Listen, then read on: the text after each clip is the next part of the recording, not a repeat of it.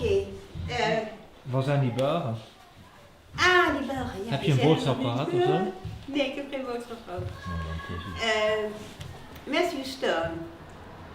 He suddenly came into my life because I received an email from him. And later on I heard that he typed in 2 words, Andy Warhol and spirituality. And it gave him only my name? Yeah, at the time. I think the internet is a bigger place these days, but I was studying, I was working on my dissertation. I was studying painting at Camberwell College of Arts in South London, and I decided to write my dissertation on the spiritual content of Warhol's work. And when I sort of used the internet for research, it was only really Louwrien's website that came up. And I emailed her and she directed me to this book, which includes her interview with Warhol, which I believe is the longest interview that he ever gave. And I think probably the only serious one. But I think it's not because he was unserious, but perhaps because people had expectations of what they wanted from his answers. And so he would answer perhaps silly questions with silly answers. Maybe not even silly, but I feel like nobody else asked him the questions that you asked him. And then through this book, I came to Beuys and ended up, because obviously there's an interconnection with the interview to Warhol. That is known, I think. I made a lot of interviews with Joseph Beuys, and then I made that yellow book, typed it out on a East German typewriter that is easy for your eyes to see the letters, even 96 years up. 96 jaar oude vrouwen. Said, I can read this, it's very nice.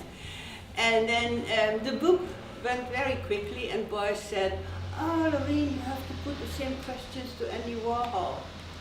That was the connection to Beuys. And so I came at it from the reverse. I found the Warhol interview, and from there I looked at Beuys, and in the end my dissertation became, in a way, a comparison of Warhol and Beuys. Uh-huh. Yeah, so that kind of came in as a way for me to analyse. And what was the comparison? How did it work out? Well, I think from the 2 interviews, there's evidence that there is some similarity in their thinking, Absolutely. particularly in relation to art and the everyday. Absolutely. And I came to think of them both thinking about an enlarged concept of art, but tailoring their communication, or perhaps they were tailored to the sort of socio-political environments in which they found themselves. So post-war Germany being quite a different place to post-war America. And I often like to think, what would we know their names if they had been exactly as they were, but Warhol had been making the work, or that he was making in post-war Germany, and if Beuys had done the same thing in New York, would we even know their names? And so it kind of makes me think about how there can be a sort of central message that comes through in an artist's work, and how that is shaped by the times that the artist is living in, but also the environment, the land, the politics. And I guess in a way this can also be extended, and was extended via Warhol to His Holiness the Dalai Lama. How does that come in? I understood that it was Warhol's suggestion. Ah, yeah, it was Warhol's suggestion. Yes. Okay. Sorry. Yeah. Do you want to? Yeah. So it was like this. The longest interview that Andy Warhol ever did, and at the end he said, "Oh, you should ask these questions from the Dalai Lama. I have him in my magazine, interview, a monthly magazine that Warhol made and for years, and it was his idea that the Dalai Lama should answer the same questions. So I wrote a little note to the Dharamsala, India. I got the address from the people here in Holland who, who work with the Dalai Lama.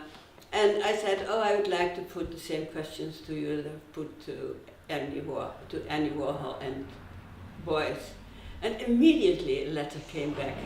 It was on the doorstep, on the doormat, and it was shining. It was within 10 days, and I opened it, it said, come. So I went on the bus from Delhi to Dharamsala, and from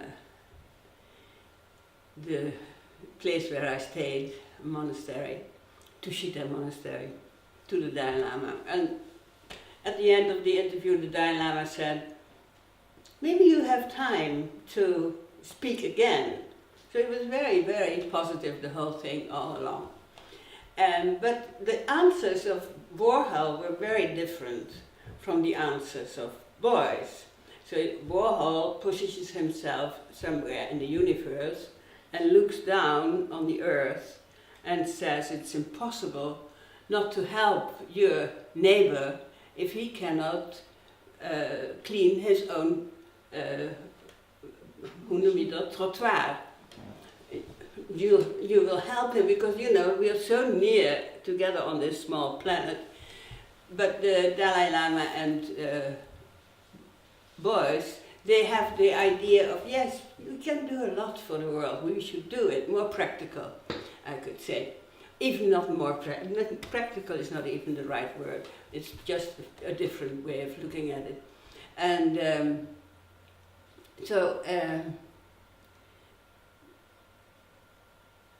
I wrote this little note to Beuys, and it said, dear Joseph, you have a brother here in the Himalayas, he thinks exactly the same way about the problems of today as you do.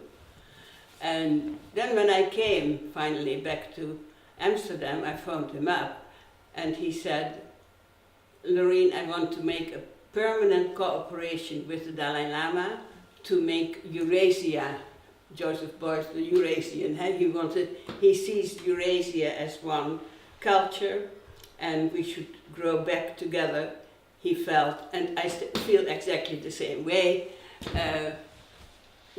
to make Eurasia one culture again. So then that is what he does in 1982. He has a Tsaren crown, and he takes off all the jewels, and he melts the gold, and he puts it in two forms, nobody knows. He holds it up, well, they are still warm, hot, and he says, Louwrien, and he has a hair, and the sun will make Eurasia happen with the Dalai Lama. So, you know, that whole time period he was only thinking of the Dalai Lama. And so, thank you for bringing it up. I remember you saying something to me before about the kind of awareness of the Dalai Lama at that time, when Warhol suggested it. Was it? Am I correct in thinking that he was not so well known in the West? He wasn't well known at all. Actually, the interview that Warhol did in Interview was the first publication, together with Was it Rolling Stone? Music magazine. Rolling Stone. Rolling Stone magazine, yes, that's true. So, Rolling Stone and Warhol had a connection. I met them in the 54 Studio 54. They were always meeting each other. So those two, it was the first time when the Dalai Lama came to the United States, and he came to the United States on the invitation of the American economist Galbraith. John Galbraith. John Yes. Galbraith was at that time ambassador or something in a high place in India, and he initiated the journey of the Dalai Lama, and Andy Warhol picked it up and brought the Dalai Lama and gave the Dalai Lama this publicity. So I always say it's because of the art that the Dalai Lama has become so famous. I think last time you said that to me was art and rock and roll. Art and rock and roll, oh, you're right.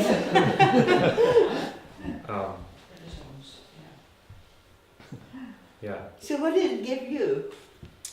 I mean, I guess it made me think a lot about the fact that there were these three identifiably different charismatic individuals living on different continents and kind of thinking in the same way. And it made me think of, I feel, I understand those sort of three interviews as an artwork that you made in bringing the three together. And so it makes me think a lot about the way, the act of introducing people to each other, or sort of being that connective force. And but also, I guess, the process, not literally with language, but of kind of translation, and about how we can find common ground and common thinking in really kind of disparate places. And part of the reason that I have been interested in thinking about Beuys and Warhol together is because it's so seemingly unlikely. You know, you have this very serious man, Andy Warhol, Joseph Beuys, and then this sort of seemingly, or perhaps even to quote him, deeply superficial man, Andy Warhol. And yeah, I think when I was writing my dissertation, I felt very much attracted to the mythologies of both Warhol and Beuys. Certainly as I understood more about Beuys, I think that sort of young creative people, a lot of the young creative people that I know went through a period of being sort of really interested in what was happening at the factory, and the idea of that kind of bohemian energy, and the idea that there can be these kind of alternative spaces where people's individuality is kind of heightened and celebrated and enjoyed and sparked off each other. But as I learned more about Beuys, there was a kind of earnest sincerity that in a way felt as kind of dramatic as the sort of drama of the superstars in the factory, but had a very different tone to it. And I guess I found myself sort of not knowing which way to go. And as somebody who was quite playful and definitely more in their ego at that point than I am now, hopefully. But yeah, both kind of made sense to me. And so reading your interviews and seeing this kind of crossover where everybody, you know, it was either Beuys was... I found that if people had opinions on Warhol or Beuys, they kind of maybe thought Warhol was fun and fabulous, and Beuys was a bit too serious, maybe an artist just for other artists. Or they thought that Andy Warhol was horrible. You know, that politically he was inert, and that he kind of that his business art was pure cynicism and a kind of weird narcissistic nihilism, and that Beuys was real and serious and spiritual and deep and somehow I couldn't quite square myself between those two seeming polarities. But I think in reading the interviews, I was like, okay, so there's a commonality even in these extreme situations, and I think that kind of gave me a lot of hope, in a sense, because I liked both of them. So when we say the factory, is it clear what it is? It is the place where Warhol brings people together, and Beuys brings people together in his Free International University, and it's very much alike. I would like to tell you that there is this story of somebody who was born in the same village as Warhol, or town, and he said, "Do you know why you can never find Andy Warhol at Christmas time? You can never find him because he's feeding the poor. So at Christmas time, Warhol goes out to feed homeless people. And when you sit next to him, there's a radiance of warmth coming from Warhol. It's quite incredible. I had been to India already, and I felt that in India, holy men have this radiance, that warmth that's coming from. So from there on, I've called Andy Warhol a saint from the Himalayas of New York. And I really see in him more a very positive person and a very heartful person. Is that a right word? Heart, full of heart? Yeah, I think Good. so. Yeah, I remember you saying that to me, and then further down the line, I misattributed it back to you and said, "Oh yeah, because I remember you said Beuys was like a saint." You said, "Oh no, I never said Beuys was a saint. I said Warhol was like a saint." And I think that a lot of people find that surprising. Surprising? Yeah, yeah. Maybe I don't, or just the. No, go on. No, I was just saying that most people think Warhol is frivolous. Yeah. It's privileged? Frivolous, frivole. Frivole, okay. Yeah. Yeah. But wasn't Warhol also somewhat religious? Didn't he go to Catholic schools? Yeah.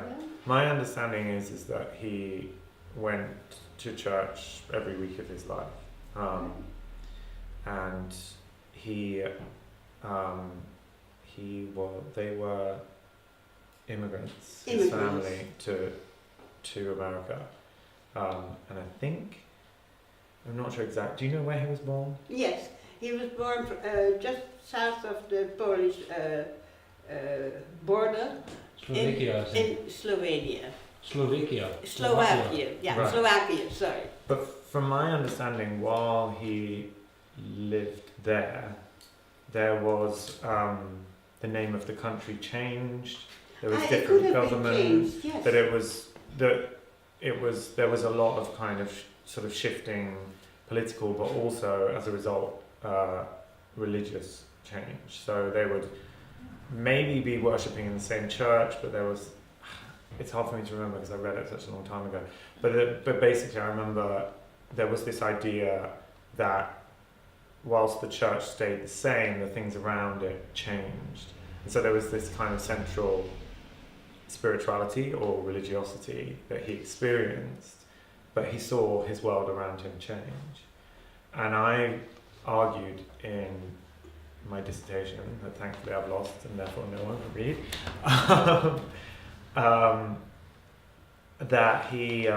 I basically argued that if you look at his work, that it's possible to extract a religious symbolism in terms of the way that he was engaging with iconography. So for example, he used gold leaf as a background only on portraits of Marilyn Monroe and Jackie Kennedy. And he would have grown up seeing Byzantine religious art, this, the Holy Mother, Absolutely. which has this gold background. And so in a sense, I argued that he was recognizing an inherent religiosity to the kind of dominant culture, or I guess you could say sort of materialist religion of post-war capitalist America, and that when he did this, he wasn't actually really saying this is good or bad. He's saying this is human behavior. We need to worship, and right now people worship celebrities, and I think in the very last works that he made, he was reworking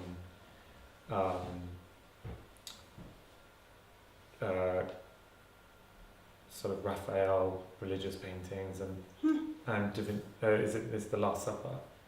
He which was a commission. True. Yeah. But he was taking these old religious paintings and projecting them. He wasn't even working from images of the original paintings. He was working from illustrations of the paintings that he found in a book. So there was somebody else's interpretation of these religious paintings, and they were rendered as sort of black and white lines. So most of the information is gone, and then he's copying them to these paintings and adding on these huge commercial logos. And above Jesus you see this huge Dove soap logo. And I kind of said, well, hang on a second, maybe this dove is the Holy Ghost descending in the bodily form of the dove, and thought maybe all along he has been playing with this idea of there being some sort of religious language or trajectory to the way that he was thinking about making imagery. So yeah, Okay. I think he was religious. Wil iemand iets zeggen hierover misschien? Can you talk about how you felt that, from your impression, Beuys and Warhol felt towards each other? Oh, in the first place I can say Warhol said to me, I love Beuys. And I think that was very good, because, you know, he loves Beuys too. So you never know what he was saying. Was he saying Beuys or Beuys? And so that was very good. Okay, so perhaps both. Perhaps what? Both. Both. Yeah, both. I think he implicated both. So he's very, very good in such a way. And then also what I see in Beuys and Warhol is that they have an enormous love for people, and their heart is bigger than their body. It's enormous. And something came to my mind. What exactly you wanted? Oh yeah, how the two are the same, huh? Or how they felt towards each other. How they felt towards each other. Warhol was in favor, said, Beuys, you know, should become the president of Europe. So he felt that Beuys, it was in the time of the Grünen, and Warhol made a beautiful poster, Andy Warhol für die Grünen, and at that time I was interviewing him, and he felt, oh, Beuys has to become not the president of Germany, no, the president of Europe. And Warhol was in full love of Beuys for everything that he did, and Beuys was really admiring Warhol, and he did so much to be able to see him and meet him, and long before they met already he started being interested in meeting Warhol. So I felt they were one in the United States and the other in Europe were two of the same kind and recognized each other. And do you think that they were in any way kind of strategic in their appreciation For each other? Yeah. Oh, that sounds a little bit... Well, I'm I interested. couldn't even think of it, that they were strategic. Well, no, but I think about the poster. The poster, yes. Yeah, and I can't remember whether it was you that said this or whether I read it somewhere else, that Warhol initially was not very keen to make this political poster. So I don't know if that's. I didn't know that. But that he kind of. Can I ask something? Wasn't it not the time that art and politics art was very loaded with politics because it was the Vietnam situation, you know, the young people are against a lot of common leaders, and there was a whole movement in Germany to talk about it. Absolutely, here too. So, but a lot of art was also going in that direction, you know. You're talking about the zero, perhaps, or you see that not only by two persons, but there's a whole kind of Absolutely. bewustzijn in het Engels. What is that? Conscious in the art, isn't it? Yeah, and I think It's bigger than two persons. It's bigger than Of course. diorama. It's a whole That is very good. strong, Yes, beautiful. yeah. movement. Yeah, no, I mean the reason I bring attention to them is because I feel that it is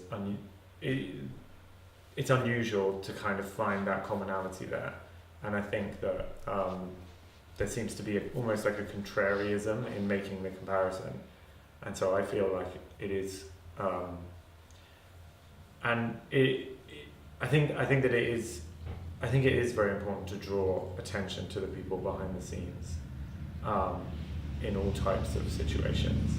But I also think that the type of attention that both Warhol and Beuys were able to capture in that time says something specific about the time, and that is, in a sense, beyond them as individuals. Mm-hmm.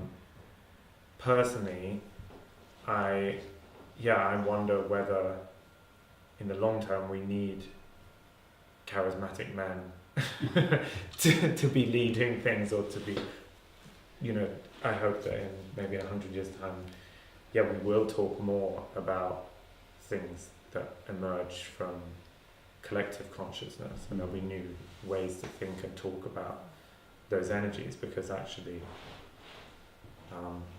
I feel that's what we need. You see them in a way as leaders or people who give direction in your own investigation of what your position is as an artist, or in that way? I think I was definitely attracted to them when I was younger for those reasons, quite specific. I think I found the idea of being like them exciting, and that was something that I aspired to. But I think it's weird. It's that thing of like, did they make that situation, or do the people who hold them up make that situation? Because I was reminded watching the documentary about Beuys, just the way that the journalists are like asking questions. Where what's the question? It's like, how famous are you, or something they ask Beuys. And he's like, how should I respond to this? Yes. And it's so I think I think that society is complicit in creating these individuals, and we have them in a sense to project our interpretations onto, and I wonder what type of burden that actually is. Exactly. So if I say I see Warhol as a saint, the media didn't think it like that at the time. The media made this frivolous person of Warhol that they could handle. And in the same way, in Holland you saw these big posters about Beuys saying, is he a shaman, or is he a Charlatan. a charlatan, yeah. So the media made the people at that time, because we didn't have our iPhones yet and so on, and so we were still center influence. And I think by now, if we would see them both, we would feel how much love they have for, or how empathic they both are. Very, very open to people. You get an arm around. In 1968, he puts an arm around you and he says, "Oh, let's go to that place. Annie de Decker has a room in the hotel, and we can see the film of my Eurasienstab performance there." You know, it was a different atmosphere. Andy Warhol too, you know, very near, very sweet, very caring for each other. It's something that is hardly there anymore. But it was a different time. The feeling of time, make love, not war. And, Yeah, that is what we were saying. It's Yeah. very much the time. But it's very nice to think back to the 60s and the 70s and the Vietnam War, and because that's what I want to do here, to show what was happening in those years, and that now we can do it. You know, it's much easier right now than it was at that time. And is somebody like at this time wij, somebody to compare? Ai. Yeah. I like to compare Ai to Beuys, because I wanted to invite him, but I haven't had no result, even though I've tried hard to get him here in Verwoerd on the Vrijhof. Do you see a comparison between Ai Weiwei and Beuys? I would actually say that Ai Weiwei has something of Warhol and Beuys. Yeah, that is true. Great. Because, but then, yeah, No. yeah. No. I don't know. I think also. Sorry? I think also you can compare him, because we were in an exhibition this summer, and you looked at how he relates to his ideas of the world, and has particular eye of the people who has not a good situation, you know, and he's I think also in a political way, he's really standing in the society in that way, you know. Very, very well. Yeah. I had a Skype interview with him from Berlin, and I said to him, "Hey, this new president of yours, Xi, his father got a watch from the Dalai Lama. When the Dalai Lama was visiting China, he met the father of Xi, and Dalai Lama gave him a watch. He was a watch lover, is a watch lover, the Dalai Lama. Okay, and his father was wearing the watch until the very end of his life. So I thought, oh, because Xi is a son of this father who was wearing the watch of the Dalai Lama, maybe he's very good for China, you know, maybe he becomes a wonderful president." And then Ai, he was in a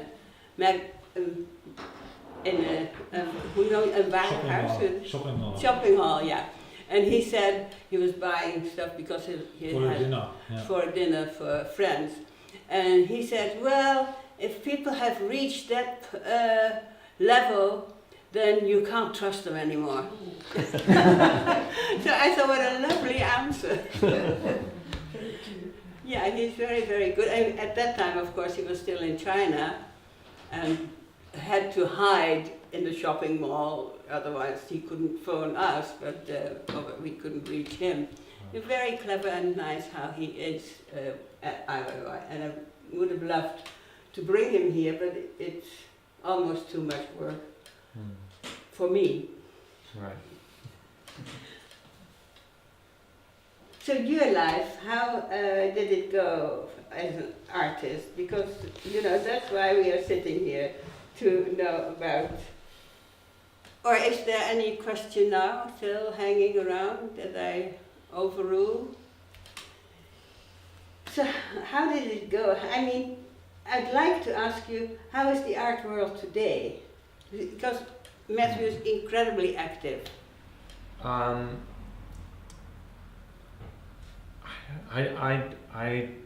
don't spend a lot of time thinking about the art world. No, but you see it.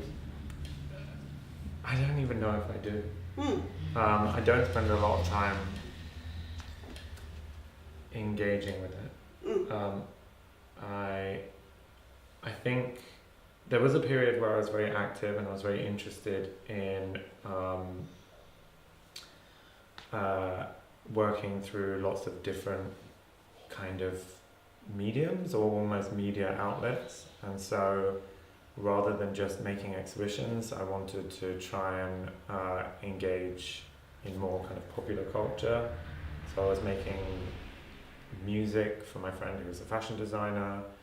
I was doing photography for magazines and including fashion photography, and making sort of music videos, working with musicians, and more recently, and in that sense, I think I felt like I was in lots of different worlds. Yeah. And I wasn't particularly, I feel like in hindsight I could have made it more explicit. I was thinking about these actions as being art, even though they occurred outside of sort of traditional art context. Like I wasn't very good at kind of bouncing it back into the gallery just to clarify things. And so I think in a sense, I think sometimes the art world thought, oh, he's not really interested in art because he wants to go and work somewhere else. So I feel like in that sense, during that period where I was really active and much more socially more sociable is a better way of saying it, where I was just engaging with people much more, I wasn't so connected to the art world. I was still making exhibitions, but I was working with individual galleries and attending the openings, but not really socializing in an art world way. So I find it difficult to comment on that. But also, then more recently, Yeah, exactly. That's I became ill and lost faith in working outside of art, because it seems that every industry is corrupt, whether it's the fashion industry or the art world.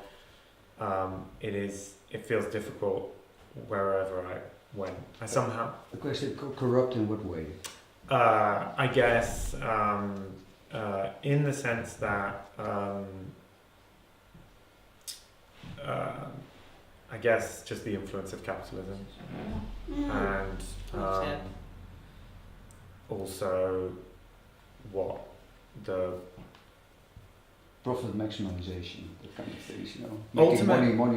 Yeah, That's what you- that, correct. but also just to be more specific, it's what the black feminist author Bell Hooks would call the white supremacist, imperialist, All right. capitalist patriarchy. And I think that it infiltrates everywhere. And I sometimes think it's tempting to only talk about capitalism because it touches everything. And people say, oh, well, you know, if we got rid of capitalism, then white supremacy and the patriarchy would fall because we would have to undo these problematic things whilst we undo the economics. But actually, I think that it's important to think about the fact that they're all sort of connected. And I guess I very naively thought that I could, say in the fashion industry, perhaps reach more people in a democratic way. But I realised that very quickly my energies were just repurposed by the industry itself. And so now, or more recently, I feel like I, on a personal level, kind of retreated a little bit, and I'm kind of, I guess, in a period of exploration in terms of trying to design the rest of my life, knowing how I want to live. And the most powerful thing within that has been spending time in nature. So I was talking about that here yesterday, thinking about Beuys's call for us to become more intuitive. And I have found that by spending time in nature, by slowing down and by trying to learn through the senses, I am sort of engaged in a process of decolonization that is not just intellectual. And I think that before I was engaged in those kind of more sort of meditative or mindfulness practices in nature. I think I thought that that I could break down the problems in my head and that would be enough. But actually, I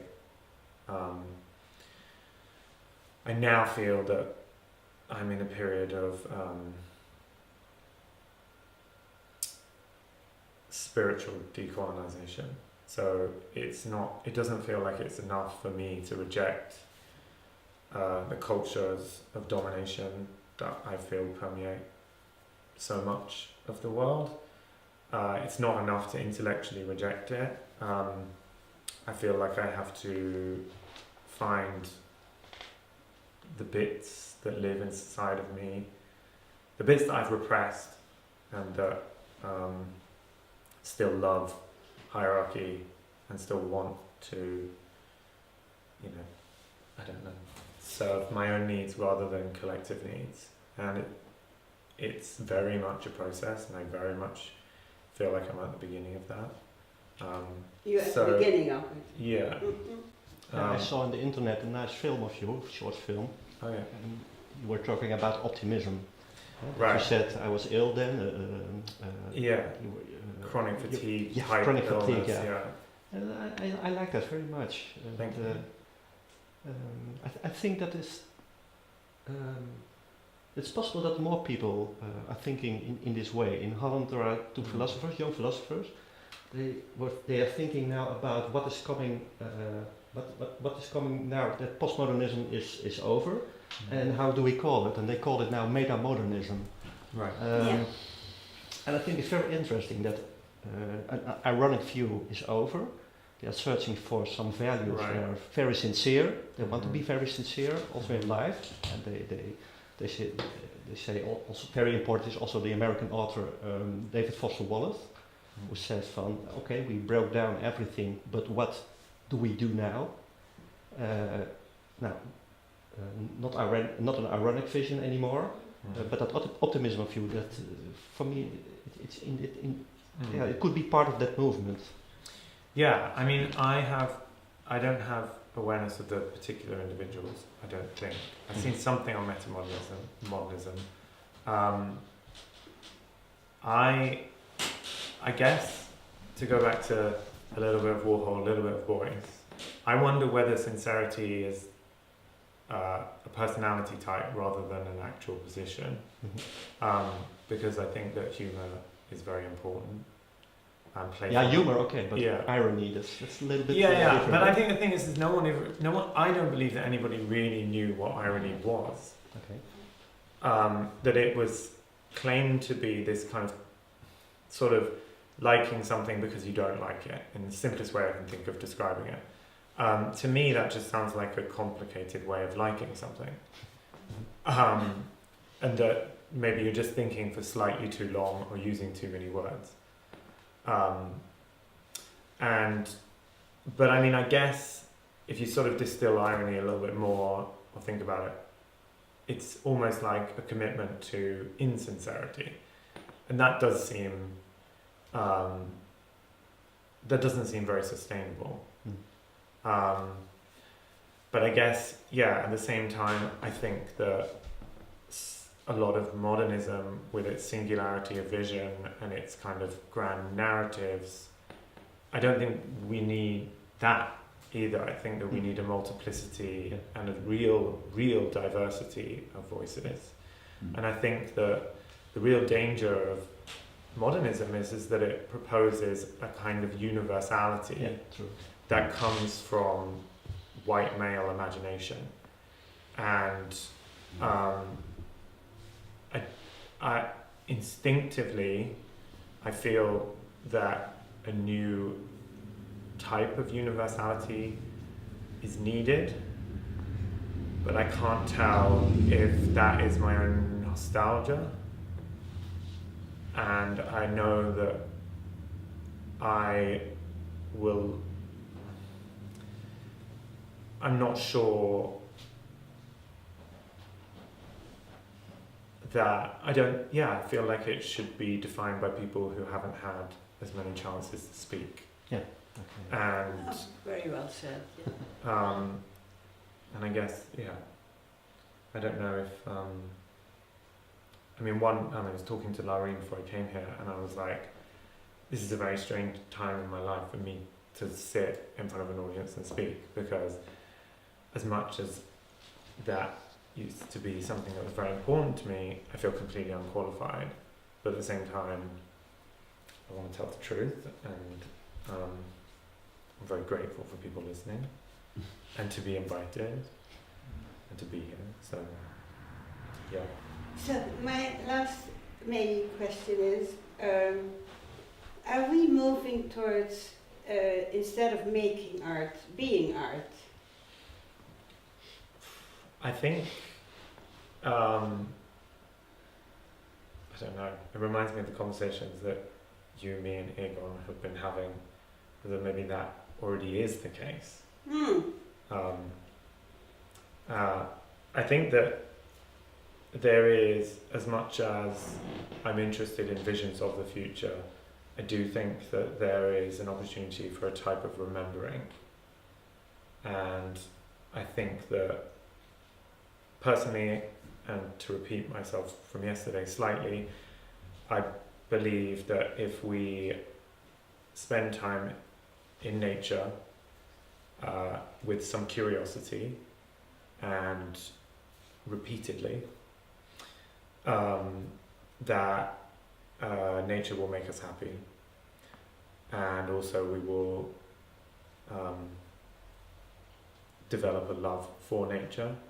And I think that happy people rarely destroy the things that they love, and I think that not destroying nature is a good start.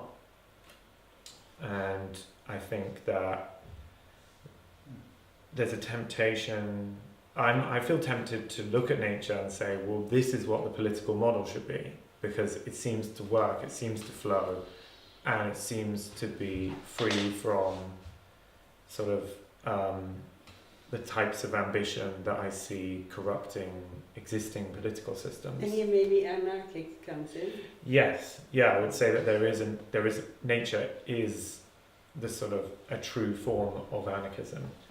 But it's my feeling that rather than taking inspiration from nature, that there should be a movement towards reconnecting to nature.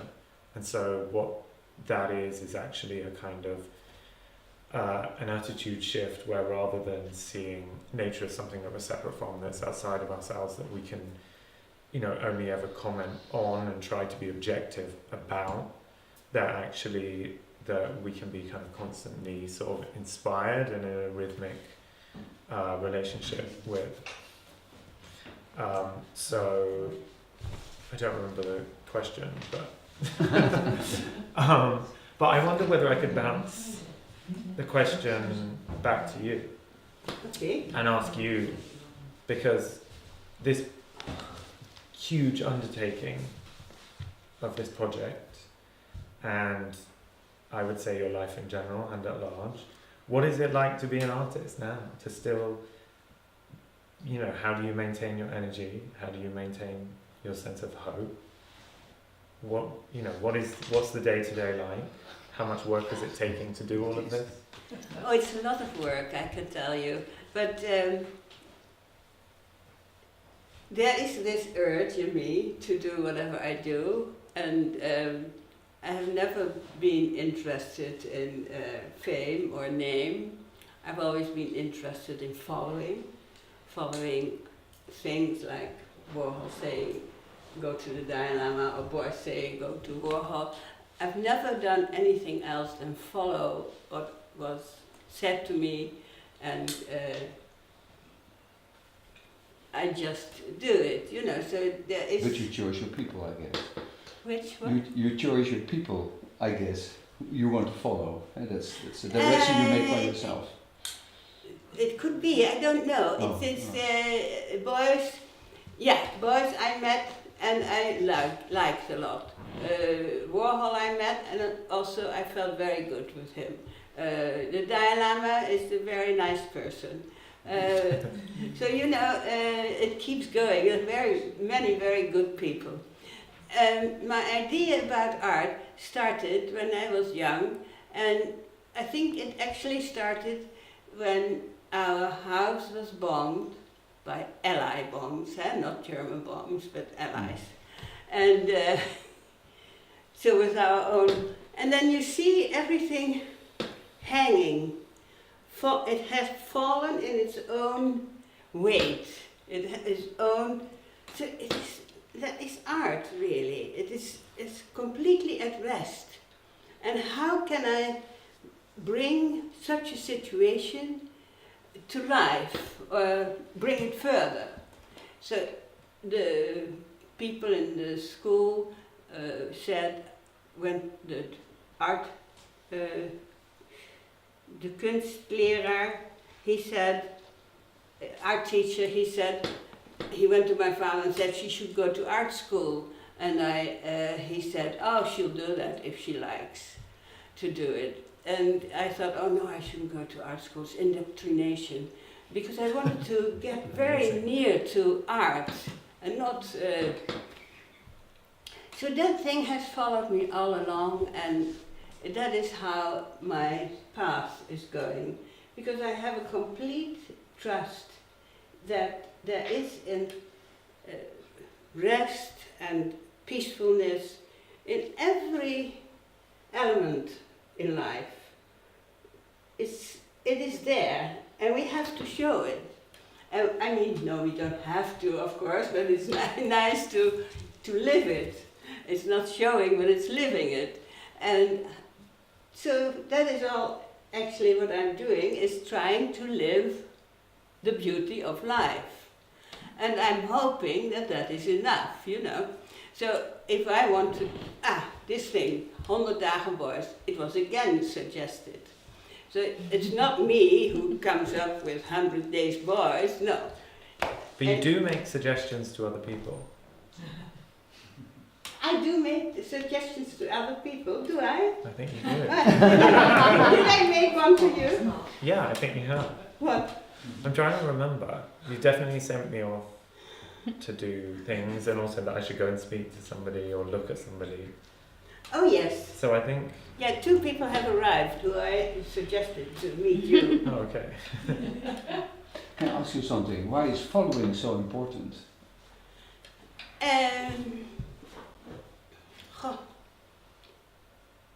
Because the suggestion of somebody else is of course much more important than your own suggestion. If somebody else sees something that you can easily do, like Beuys says, I want to make a cooperation with a permanent cooperation with the Dalai Lama, and you should do it. Then I think, oh, he feels I can do it, so I'll do it. It gives you a reassurance if you follow. Right. If you make the thing yourself, if you bring the idea up yourself, your ego comes in. I think it is because of the ego. Mm. As soon as ego comes in, art is lost. Okay. Yeah, that is exactly what it Well, is. We'll keep that in mind. Well, Yeah. I try to understand this particular point because I'm making things What as an are you artist. Well, I'm making paintings, drawings, small sculptural things, and that's what I'm doing. But basically, it's a kind of search on my own laboratory in my mind. You know, it's not really I can say I'm following somebody. It's my curiosity to the world, and you eat that, and it, in your own strange chemistry, it comes out in the things you create, of course. Mm. So it's a difficult way. Perhaps I'm more ego, I guess. But No, that is not what I'm saying. No, not at all. Stoel. Of wil je niet? Je laat de deur open, dat is makkelijk. I Is het al goed zo? I would say it is a matter of serendipity. By accident and intelligence, you meet people you couldn't think of, but then they come up. They come up. Yes, I think that accident is so important Yeah. because Yes. If you don't follow that, Coincidence. it's a little bit Yeah. a pity. Yes, that would be wise.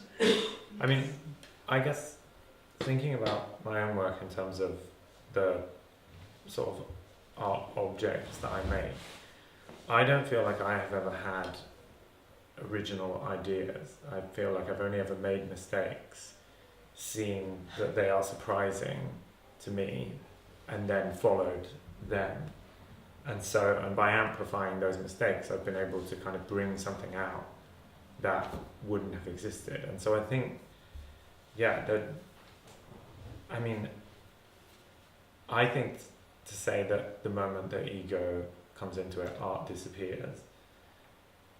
There's very little art in the world. What is that? Very little art in the world. Yeah, if that's true. I think that there's very little art in the world. And I sometimes think that ego is the thing that the confidence, the wave of confidence that carries some artists to completion. That they work between extreme self-doubt and then this kind of wild confidence of like, I'm amazing, I can do it, I should do this thing, people will want to look at this. And that's certainly a way that I used to think about the way that I work. So it was kind of like, oh God, everything I've done before is absolutely terrible and horrible, I can't believe I ever showed anyone, I have to do something better. And then I would be trying to do that, and then there would come a moment where I might become excited about it and think, you know what, maybe I'm okay, and I would push it out into the world and then feel awful about it again. And I think that whilst that seemed to be the nature of creativity, something that I've realized recently is that if I shift from a perspective where I am the person who's responsible for making the thing, and it's something that I'm doing, and start to think of it more in a devotional sense, then actually psychologically it's so much easier, and I actually get to enjoy the process while I'm doing it. Because I'm not like, I'm neither this sort of fantastic artist or this absolute failure. I can just be somebody who's exploring something and looking at it, and maybe having some skill at recognizing when things come together in a way that's interesting and hopefully could be interesting to other people. So I connect to the idea of following. Joy of making things, just Follow that feeling. yeah, it's very important. No, devotional, I think, sounds better than following. Yeah. It's a nice word. There's some good. How do you feel about the word devotional? It's But quite religious though, which Yeah, is true. difficult. Yeah, but I like it. devotional should always be there, I think, because you have to devote. Your motivation is to devote yourself to whatever you're doing, whether it's sitting here on a chair or what else, you know. So devotion is always there. But in my mind, is this saying of Beuys, modern art is at its end, now art can start. And this is something that really talks to me, that I feel that, you know, to make art is almost the past, or to make material art is almost the past. To make yourself art is today. To make yourself into art is today. That's what I feel. So I feel we're going into a time where, when Beuys says, everybody an artist. He wishes that everybody can be an artist. He's not saying they are artists, but he's saying, I wish that everybody could be an artist. So it means we're going into a time where to be art is the new way. Because if we want to fight politics, economics, law, and other social things that are at the moment not in the best form, depressing us or suppressing us, the only way to do it is art. So we have to follow the way of art and change society in that way, and then Beuys calls it the soul of your 24 hours. The 24 hours of life you are art. That is my wish for myself. I guess in response to that, I feel, as somebody that does make objects, I guess I feel that on an ultimate level that's true. And I feel that there was a need for a period to explore the idea of immaterial art within the art world. Yes. So that this concept of enlarged art that is the creativity of everyday life and, in a sense, a spiritual practice of bringing that creativity into consciousness. And so, for me, I guess I've always thought of that as, when I look for art, my definition of an artist is not like, oh, that person's in the art world. Mm-hmm. Because a lot of my friends are highly creative and aware of their creativity, but working in different fields. Right. And I would look at some art and find something that felt quite superficial, and then I would look at something else in another field and I would find the real sort of like commitment and perhaps devotion to the creative practice that I would seek in something that I would call great art. So I try to let go of the idea of where it's found. But I think that it is okay in my head to express these ideas that are to do with the raising of consciousness that Beuys talks about, his desire to raise consciousness of the people. I think it's okay for that to live in metaphors that are material artworks. Of course. Because it's beautiful to You look have at to separate beautiful it from things. the art market. I think that's completely different. The art market of the art economical Absolutely. situation. That's I Absolutely. don't see the difference between that particular part of art rules and the rest of the money making industry in the world. Well, it's unregulated, that's the real difference. It's The other in that markets, case, are they have some corrupted. rules. Yeah, in that It's case, all are corrupted. corrupted. Yeah. If you talk it that way, but if you put it more in a pure sense of expression, Of course. it's very nice. I talk for myself and hear it also in your voice. To make something, you know, Absolutely. you're surprised by the things you created. You're, wow, that's crazy. That's Every nice. minute of the day, yes, you can work on that. Yes, true. Yeah. Probably it's for an artist important not to become very famous. Then you have that It freedom. helps. It helps. You don't have to deal with money. And No. Nobody says to me, well, don't do that. I want to make paintings. They sell better. Something like that. Right. No, I don't have Yeah. that influence. No. But for me, as an artist, it's also the discovery of things, and so making something is not discovering something at the same time. I think maybe then you are you make a purpose already, and I think if you open up and you're conscious of all creativity around you, you part of the space and join in, and you can choose your own way in this scenery of everything, all the creativity that's living around you. So if you say, I go back in nature, for instance,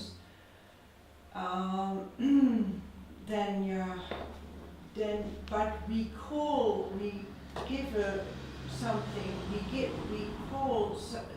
nature is very creative, and in itself you can discover so many pieces of art in nature that's already there. You can, so it's also what I think it's that you like to see art and to like to be part of the creation that's already there. Yeah. And if you like and enjoy it, then you can be a very happy person in art. And then it And doesn't life. matter if you, in life as well. And then it doesn't matter if you have a name or no name, Of course. or you. That's not the thing, I guess. But for some people, I think for Beuys and for Warhol, they had also a kind of joy in being an artist. Big joy. Big joy. So that is, I think, it's, yeah. And then what is art? So then you start a long journey. Yeah, no, I think, I mean, I feel like you're describing sort of a path to freedom, and I think it's very beautiful. And in the same way that I think your words are beautiful, and there's a point where the words begin and they end, and you make decisions, like that's a creative process. And to me, that we can think of that as being as material as a painting, because you know, at some point I stop speaking, the painting is finished. At some point you stop speaking, the sentence is finished.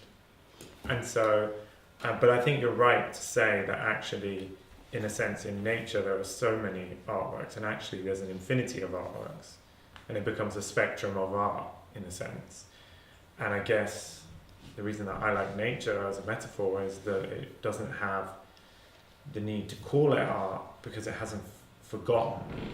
Whereas, and so that's why when I talk about remembering, it's remembering, we have to remember that everything is art. Absolutely. That's a very beautiful one.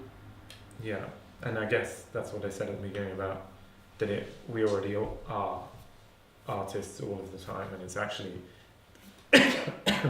it's fear that says, I'm not important unless I'm famous. I'm not saying those things.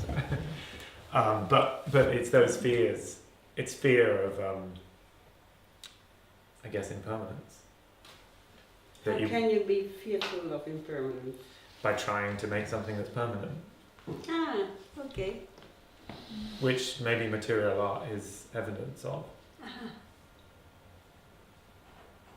I think there is a deep fantasy. But for me, the sustainability is the soul of the art, piece of art. Right. So it's a mandala at sea, or it's cooking and it's eaten, or whatever. Yeah. It's a soul that's eternal in whatever, or what kind of art, or how you call it. And what if it isn't even eternal? Does it matter? No, it will end, or it will finish, or vanish, or whatever. But the concentration and awareness on the moment it's conceived, it's made. That makes it, can make it to bring you to another level, to another awareness, or to another discovery, or to another. Oh, wow. Moment. Got something. Thank you. Maybe we should see your film. Yeah, what about if we put it on without sound? Without sound. Dissolve the... Yes. So people can just talk, because that's usually the best bit. A tiny break. Well, I was thinking more like a big break, where we can all move around and talk. Yeah, move and see what is happening around us. But thank you. Well, thank you again. Yeah, I wanted to thank you all, and I wanted to thank you. Yeah, I just ended it. That's your job, right? Is that okay? Yeah, that's it. Do you mean I have to say something? No, I'm saying, I feel, I was just checking that it wasn't, you were. It was okay that I ended it that way. It's good. You're happy? Are you happy? Yeah, good, thank you. Thank you so much. Yeah, it was so nice. It's so good, because it's like at the beginning, where I'm talking, I feel so much pressure to be like the person who's talking. Actually, a bit of conversation coming in, and suddenly I feel a bit more natural. So I appreciate that.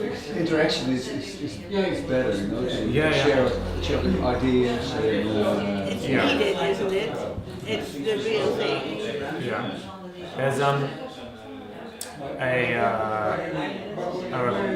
I guess, philosopher, this guy Fred Moten, and he writes about, you know, the Marvin Gaye song, What's Going On? Do you know the Marvin Gaye song, What's Going On? What's going on? song. Yeah. And in the recording, at the beginning of this, okay, well, it's like it's an old soul classic. Okay. And in the recording, at the beginning, there's the sound of a party and people talking, this kind of social space. And the song happens, and then at the end it's kind of there again, but it's not a live recording, it's been added in. And he talks about how sometimes you need the structure of the song, so maybe the talk and the stage, but then to create a space around it where the people come together. Because if we all just kind of came here and there was a video on, the conversation we're having now, it wouldn't exist in the same way. That somehow we need some formality, some structure so that we can break out of it. Like it's a tool to allow things to get looser or something. And that's my interpretation of what he writes. Because he writes so poetically about it. But yeah, it reminds me of that.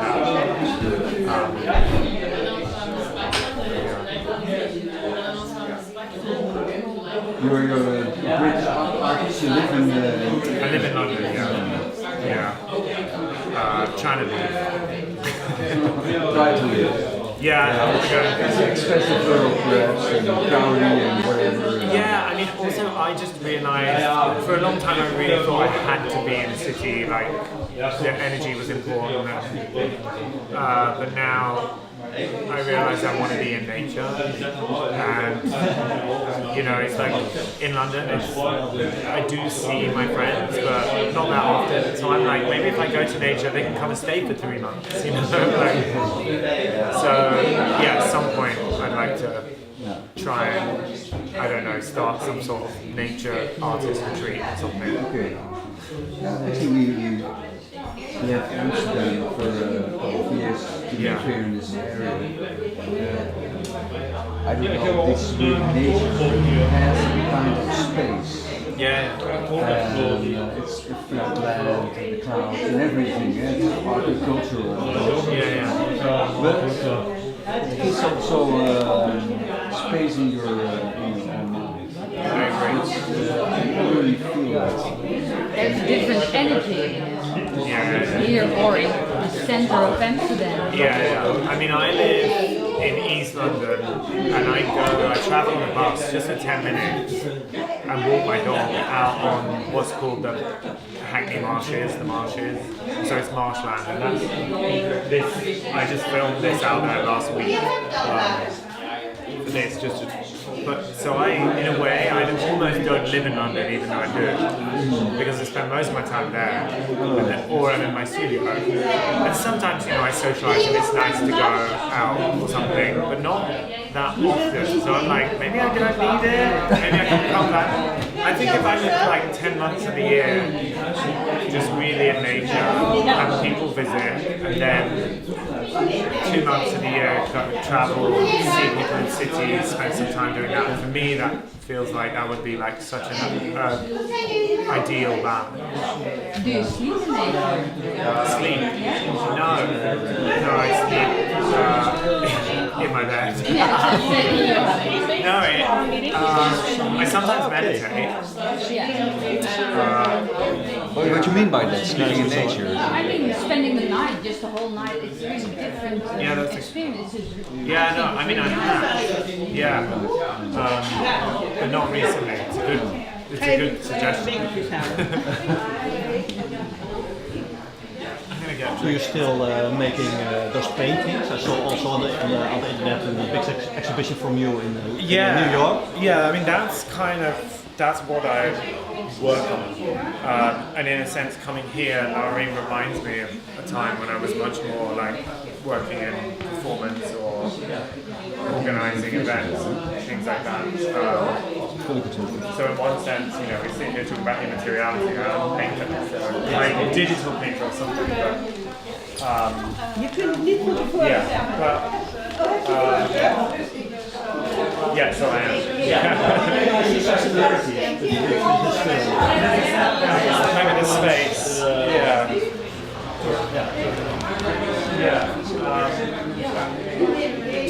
Yeah, this was a surprise because I kept filming like stuff, but I was like, oh, it's just, I'm just filming something, I'm just walking my dog, and I woke up with a little bit of anxiety one day, and I was kind of like, what is this? And I was like meditating, and I was thinking about what I was going to do that day, and I was like, well, I'm going to go and film some stuff, and somehow it suddenly occurred to me that like, I wasn't taking it as seriously as everything else because it was kind of like, oh, whatever, I don't know why. And I was like, okay, you know what, maybe I can approach this like I used to approach, I don't know, when I was doing like a fashion shoot or something, where I would be going to film something and I'd be like, this has to be the best thing ever.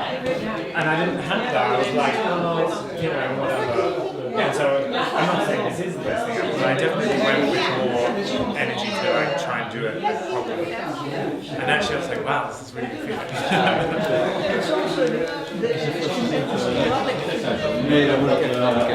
Yeah, I agree. Also, I just was like, I can't make art about nature. Like, it seems so ridiculous to try and yeah, it seems so ridiculous to try and do something with it because it was like already there. But actually, I think the basis is like actually something how I feel and how I approach it. So it's like, it's not that nature is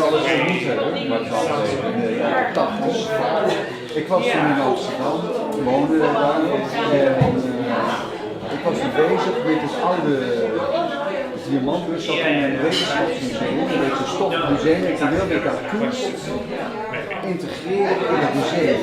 En toen ben ik die directeur aan praten en die had eigenlijk onze gezin en zo kwam ik ook art en design spirituality bij jou op. En ik had 2 keer zelfs. Does it have like a historical medicinal use? I'm learning a lot about